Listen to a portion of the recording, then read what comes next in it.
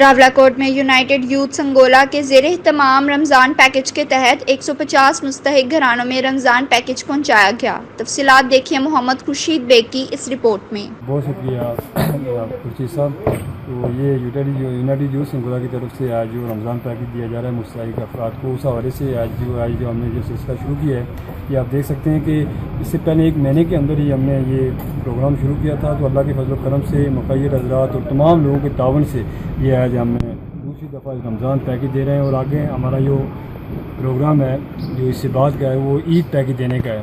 تو عید پیکج کے حوالے سے بھی میں تمام لوگوں سے ریکویسٹ کروں گا کہ جس طرح انہوں نے بھرپور تعاون کیا، آگے بھی بھرپور تعاون کریں تاکہ جو لوگ مستحق ہیں اور وہ بھی ہمارے ساتھ عید کی خوشیوں میں شریک ہو سکیں۔ بسم اللہ الرحمن الرحیم۔ جیسا کہ آپ لوگوں کو معلوم ہے کہ یہ ہم رمضان پیکج جو ہم نے رکھا ہوا ہے، یہ سامان یہ عید سے پہلے ہم نے یہ پروگرام بنایا تھا کہ رمضان پیکج دیں گے۔ رمضان پیکج کے بعد ہمارا پروگرام ہے عید کے لیے۔ تو عید سے پہلے یہ جو سامان غریب لوگوں کو مہیا کیا جا رہا ہے، تو یہ بہت محنت کے ساتھ جن لوگوں نے اپنے لیے کمائی کی ہوتی ہے اس میں سے یہ نکال کے انہوں نے یہ ہمارے لیے حصہ ڈالا ہے، یعنی غریب لوگوں کے لیے۔ تو میری لوگوں سے یہی اپیل ہے کہ جو عید پیکج دیا جا رہا ہے اس کے بعد اس کے حوالے سے مزید جو ہے وہ ہمارے ساتھ تعاون کریں، اور تاکہ ہم عید پیکج میں لوگوں کو امداد کر سکیں۔ گلا کے نوجوانوں کے ساتھ جنہوں نے سال کی طرح اس دفعہ بھی رمضان پیکج کا ارینج کیا ہے غریب مستحق لوگوں کے لیے۔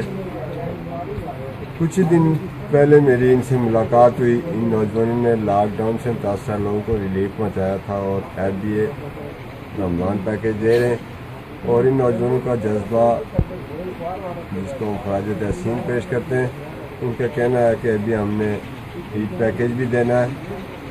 انہوں نے اپیل کی ہے مخیر حضرات سے کہ کیوں نہ ہم اپنا حق ادا کرتے ہوئے اس دفعہ پوری دنیا میں ایک مضر مرض آیا جسے کرونا وائرس کہا جاتا ہے، جس کی وجہ سے پوری دنیا میں ہیلتھ ایمرجنسی کا نفاذ کیا گیا، لوگ متاثر ہوئے، اس کے بعد لاک ڈاؤن ہوا۔